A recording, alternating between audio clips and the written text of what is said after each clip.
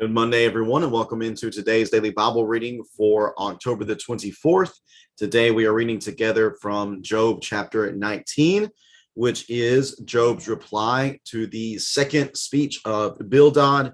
Within Bildad's second speech, he really keys in on the reality of those who walk in darkness and the type of lifestyle that they live, the type of dangers that type of lifestyle invites, and the troubles that come with living that type of life. And I believe he's doing such because he wants Job to recognize that everything he is enduring is because he himself has been living in the darkness.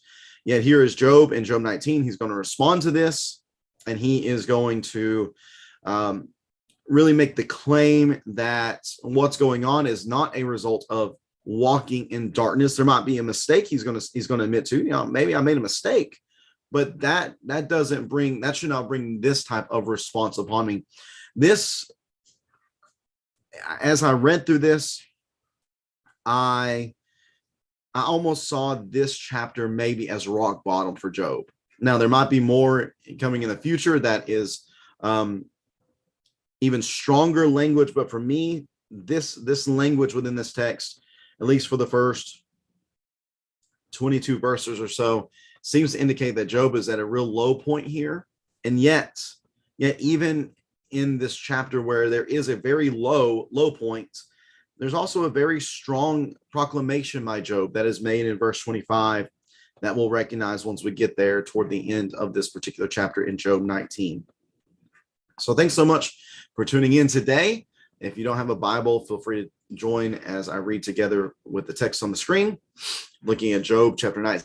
Again, Job's reply to Bildad's second speech here in the story of Job and his difficulties, his struggles with grief and trying to wrestle with how God operates in this world.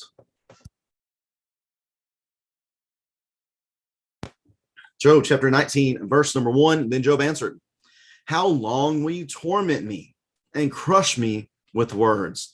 You have humiliated me 10 times now, and you mistreat me without shame.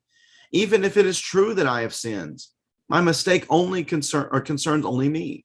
If you really want to appear superior to me and would use my disgrace as evidence against me, then understand that it is God who has wronged me and caught me in his net." Again, they're working from this perspective and this assumption that God operates the world through strict means of justice, that good people receive reward and bad people will receive punishment. So Job knows. He says, even if it is true that I have sinned, he refers to that sin as a mistake, not a prolonged pattern of behavior, but a simple mistake. He says what I am enduring, again, the loss of his children, the loss of his material wealth, the loss of his own physical well-being, just a mental and physical and spiritual strain that is upon him right now. He's saying nothing that I have done warrants this type of difficulty that I'm going through right now in this moment. It's just these things don't equate. So here is again him seeing that the real only option here is that God is the one who is bringing all this upon themselves. Again, that's from their perspective. That's what they're thinking. Again, we know better. So as we read beginning of verse 7, keep that in mind. Keep that in mind that Job is working with what he thinks is the reality, the way he and his friends think that the world operates. But again, Job's thinking on how the world operates does not line up with his reality now. So that's where the struggle is. He thought that the world worked in a particular way, but he's now understanding that must not be it. So he's in a strong struggle internally right now.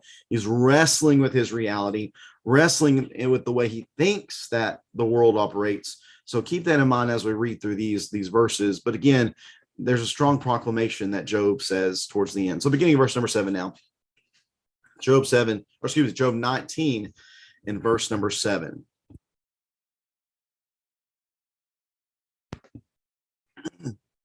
I cry out violence, but get no response.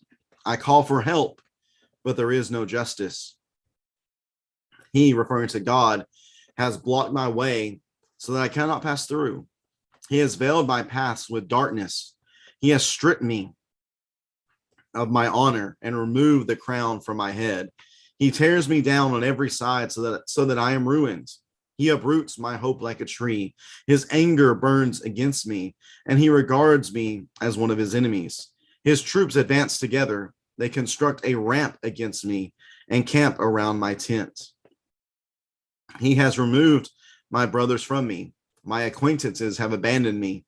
My relatives stopped coming by, and my close friends have forgotten me. My house guests and female servants regard me as a stranger. I'm a foreigner in their sight. I call for my servant, but he does not answer, even if I beg him with my own mouth. My breath is offensive to my wife, and my own family finds me repulsive. Even young boys scorn me. When I stand up, they mock me. All of my best friends despise me, and those I love have turned against me. My skin and my flesh cling to my bones. I have escaped with only the skin of my teeth. Have mercy on me, my friends. Have mercy, for God's hand has struck me. Will you persecute me as God does? Will you ever get enough of my flesh? I wish that my words were written down, that they were recorded on a scroll, or were transcribed in stone forever by an iron stylus and lead.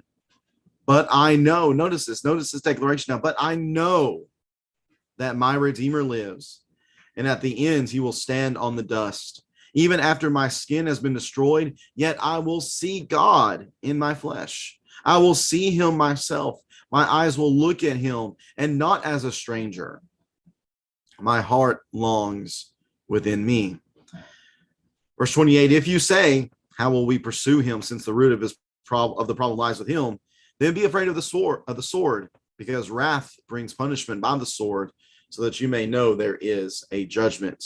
Job chapter 19. Of course, the difficulty here, very much so, is Job is trying to wrestle with how can this happen. He knows his life.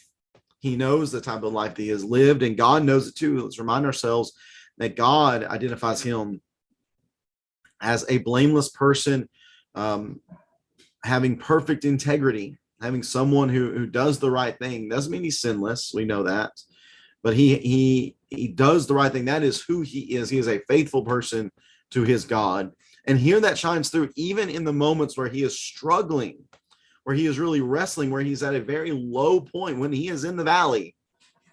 Still, what shines through, borrowing from the last chapter, the light that shines through the darkness is this statement, verse 25, I know that my Redeemer lives, and at the end he will stand on the dust. You know, there might be various times in our lives where we find ourselves at real low points. We have experienced some extreme difficulties. There have been things that we have endured that might really cause us to struggle in our faiths, to really wrestle internally with trying to understand how these things could be true, and how it is that such things could happen to us.